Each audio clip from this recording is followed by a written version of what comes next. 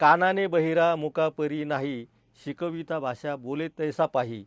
आता ज्याला ऐकूच येत नाही त्याला ते बोलता येत नाही, पण देवेंद्र फडणवीसांना जे ऐकायचं नसतं त्याच्यावर त्यांना बोलायचं नसतं, असा आपण या गाण्याच्या ओळीतून अर्थ घेऊ. कारण देवेंद्र फडणवीस कोपर्डीच्या बाबतीमध्ये प्रचंड बोलत असतात.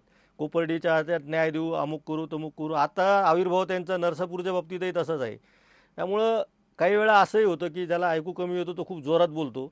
त्यामुळं कदाचित देवेंद्र फडणवीसांना जे ऐकूयाला कमी मिळतं त्याच्यावरती ते जास्त जोरात बोलत असतील असं मला वाटायला लागलं. कारण ज्या प्रकरणामध्ये देवेंद्र फडणवीस खूप जोरात बोलतात त्या प्रकरणामध्ये ते काहीच करत नाही. हा कोपर्डीचा इतिहास आहे की हा इतिहास तुमच्यासमोर आज मी मुद्दाम सांगत आहे. कारण त्या मुलीच्या वडिलांशी मी जेव्हा बोललो तेव्हा त्यांनी असं सांगितलं की मी त्या उल्लेख केला मुद्दाम की 2017ला ज्यांना फाशीची शिक्षा सुनावलेले आरोपी अजूनही फाशीवर का दिले जात नाही, याला कोण जबाबदार आहे. मी काय सांगू म्हटले ते. आपण त्यांचं म्हणणं पण ऐकून घेऊ. 2017चा निकाल लागल्यानंतर तुम्हाला एक आशा होती की या आरोपींना शिक्षा झालेली आहे आणि तिची अंमलबजावणी होईल. हो, लवकर लवकर फास्ट ट्रॅक मध्ये चालवून आपलं लवकरात लवकर न्याय भेटावा. पण 2017 पासून 2026 पर्यंत आतापर्यंत काही झाली नाही तर तुम्ही कोणाला जबाबदार धरता याला? शासन. अच्छा.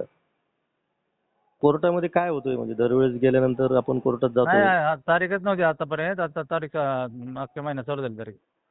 अच्छा, म्हणजे 2017 पासून आतापर्यंत तारीखच मिळत नव्हती. हो हो हो, त्याने आरोपीने हायकोर्टात अपील केलं ना. हम्म. आता बोर्डावर केस आली. एक तारीख पडली आता पुढची 18 जून पडली. बरं. आता याच्यामध्ये आरोपींच्या वतीनं केलेलं आहे आणि सरकारी पक्षाच्या वतीनं पण केलेली आहे का याचिका? हो.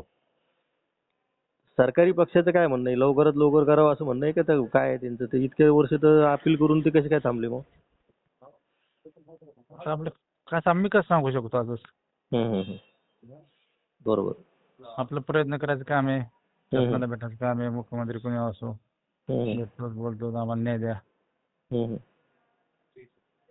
चालू आहे.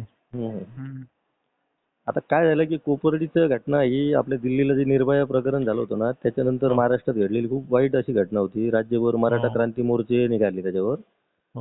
त्याच्यामध्ये जर इतकी दिरंगी होत असेल तर आता पुन्हा जे नव्यानं प्रकार घडत आहेत त्याच्या बाबतीत कसं कायद्याची भीती राहील लोकांना, काय वाटतं तुम्हाला?